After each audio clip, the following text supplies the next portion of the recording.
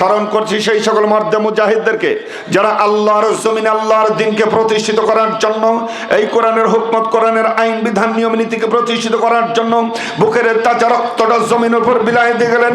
এখনো যারা দিচ্ছেন সেই সকল মর্দে মুজাহিদদেরকে আল্লাহ রব্বুল আলামিন প্রকৃত শহীদ হিসেবে কবুল করুন, তাদেরকে জান্নাত নসিব করুন। চিৎকার করে বলি আল্লাহুম্মা আমিন।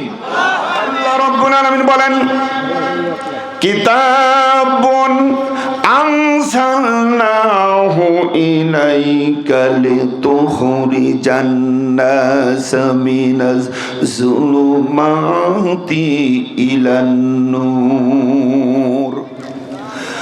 আল্লাহ পাক বলেন, নবী এটা একটা কিতাব। ও নবী, এই কিতাবটা আমি এই জন্য নাজিল করেছি, নবী গো আপনি এই কিতাবের মাধ্যমে মানুষদেরকে অন্ধকার থেকে আলোর পথে নিয়ে আসবেন। সুবহানাল্লাহ। কেউ যদি অন্ধকার থেকে আলোর পথে আসতে চাও, কেউ যদি জাহান্নামের পথ থেকে মুক্তির পথে আসতে চাও, কেউ যদি অন্ধকার থেকে আলোর পথে আসতে চাও, ধ্বংসের পথ থেকে মুক্তির পথে আসতে চাও, আসতে হবে আল্লাহর কোরআনের পথে।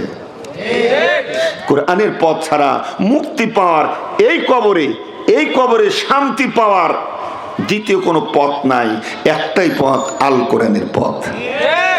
আল কোরআনের পথ, এই পথই আসল পথ। আল কোরআনের পথ, এই পথই আসল পথ। অন্য পথে অন্য মতে নেই যে রহমত, ঠিক কিনা? আল কোরআনের পথ, সবাই আল কোরআনের পথ, এই পথই আসল পথ। আমার ভাইরা, এই কোরআনের ভিতরে আল্লাহ পাক কোন বিষয়ে আলোচনা করলেন? আমাদের প্রধান মেহমান বলে গেলেন, মা ফারাতনা ফি কিতাবি মিন শাইইন। এটা কি প্রধান মেহমানের কথা? এটা আল্লাহর কথা। আল্লাহ পাক বলেন কোনো কিছুই বাদ দেয়নি, সব আছে। আছে এর মধ্যে বলেন তো, ছেলে মেয়ে জমি ভাগ বাটার কি করে দেবেন? আছে এর ভিতরে বিচার আচার কেমন করে করবেন? আছে। স্বামী স্ত্রীর মধ্যে, বাবা মা ছেলের ভিতরে, প্রতিবেশী ভিতরে কি ব্যবহার করতে হবে? আছে। আল্লাহু আকবার। সব কথাই এখানে আল্লাহ পাক বলে দিয়েছেন। আমার ভাইরা, আল্লাহ রাব্বুল আলামিন বললেন, وَنَزَّلْنَا عَلَيْكَ الْكِتَابَ تِبْيَانًا لِكُلِّ شَيْءٍ وَهُدًى وَرَحْمَةً وَبُشْرَى لِلْمُسْلِمِينَ।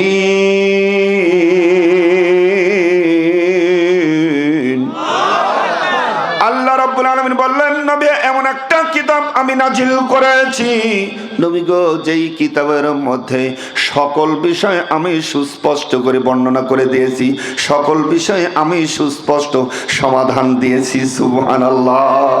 এটা তাদের জন্য হেদায়েত, তাদের জন্য রহমত, তাদের জন্য সুসংবাদ যারা মুসলমান।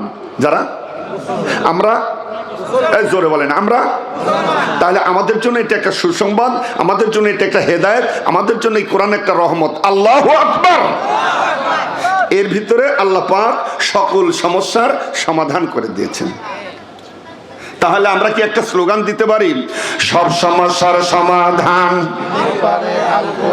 আর একটু ভলিউম বাড়ান লাগবে। মাইকালা না তাই বলে, মাইকালা ঠিক আছে, আপনাদের ভলিউম আর একটু বাড়া লাগবে। সব সমস্যার সমাধান। আলহামদুলিল্লাহ। সমাধান চাও যদি জীবনে মরণে, ফিরে যাও খুঁজে নাও, চোখ রাখো কোরআনে, তবেই পাবে সুখ শান্তির ঠিকানা, তবেই পাবে সুখ শান্তির ঠিকানা, যদি মেনে নাও তুমি মনে প্রাণে। সমাধান চাও যদি ফিরে যাও খুঁজে নাও, চোখে রাখো কোরআনে। মারহাবা। আমার ভাইরা, এই কোরআন সম্পর্কে আর একটা কথাই বলে অন্যদিক যাব।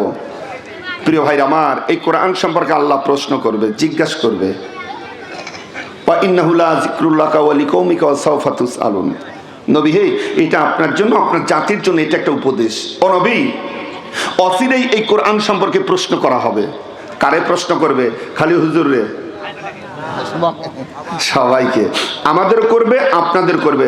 যারা জিলাপির দোকানে আছে ওদেরকে, আবার যারা লেপের ভিতর ঢুকে গেছে সকলকেই আল্লাহ প্রশ্ন করবে। কি প্রশ্ন? বান্দারে, দুনিয়ার জিন্দেগিতে কোরআনের পক্ষে ছিলে না বিপক্ষে?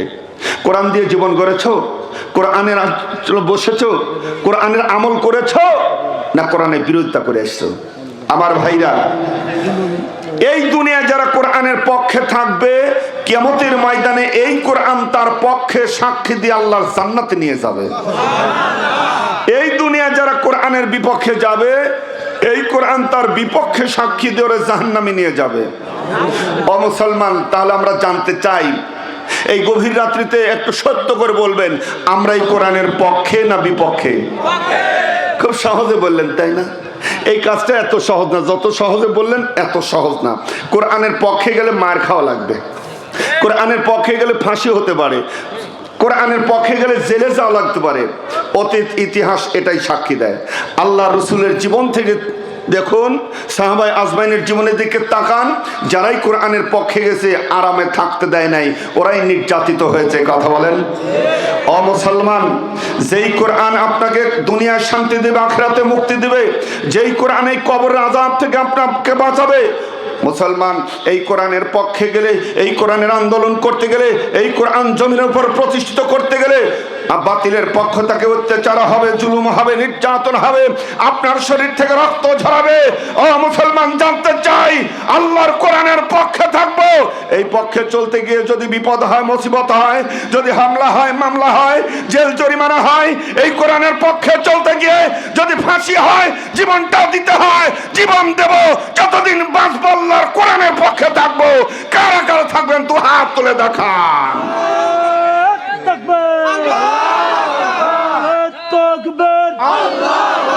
বিসমিল্লাহির রহমানির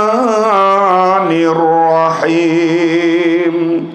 কুল্লু নাফসিন যায়িকাতুল মাউত সুম্মা ইলাইনা তুরজাউন।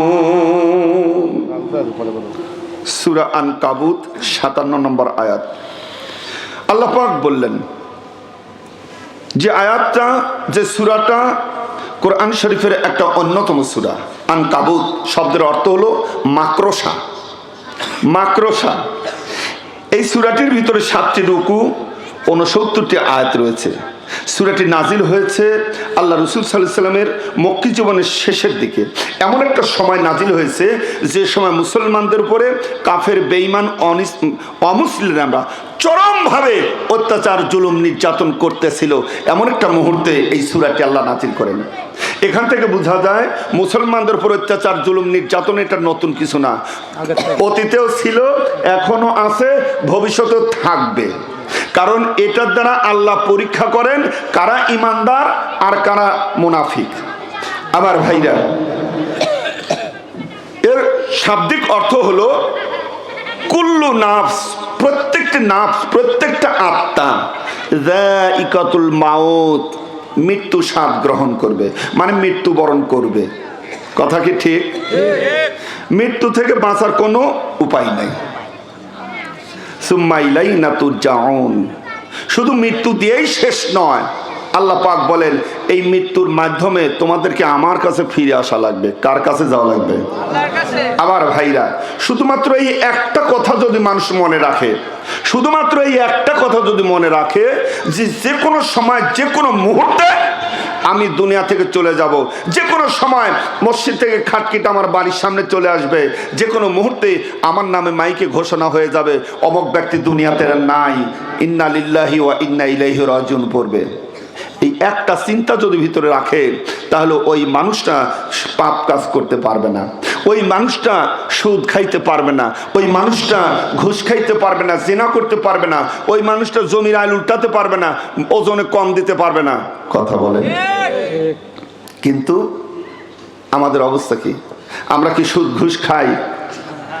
আরে খালি খাওয়া না, খালি খাওয়া না, এমন মানে ঘুষ ছাড়া তো কোনো চাকরি হতো না। এখন কি হবে জানি না, 5 তারিখের পর এসে। এর আগে তো কি কথা কথা মনে পড়ে যায়, ঈদের আগে কার্টুন দেখেছিলাম, এই যে ঈদের নামাজ পর এক মুসল্লি আর এক মুসল্লির সাথে কোলাকুলি করে না, কোলাকুলি করবে, ভাগ্যক্রমে পড়ে গেছে এরও ভুঁড়িয়া এইরকম ও আরও এইরকম, কোলাকুলি করতে গিয়ে মানে বুক ঠেকার আগে পেট ঠেকে গেছে, জোর করে ধরে চাপ মারছে বুক ঠেকানোর জন্য, এবং মাঝখানে ঠেকে গেছে, পা দুজন এরকম সরে গেছে। একটা রিকশালার ভুঁড়িতে এত বড় হয় না, একজন কুলির ভুঁড়িতে এত বড় হয় না, একজন সাধারণ মানুষের ভুঁড়িতে এত বড় হয় না। তোমার ভুঁড়িটা এত বড় হইল কেমনে? তোমার ওই ভুঁড়ির ভিতরে যদি সাধারণ মানুষের একটা টাকা অন্যায় ভাবে যে থাকে, তোমার ভুঁড়িটা জাহান্নামের আগুনে জ্বলবে। তবে আবার কিন্তু সব ভুঁড়ি না।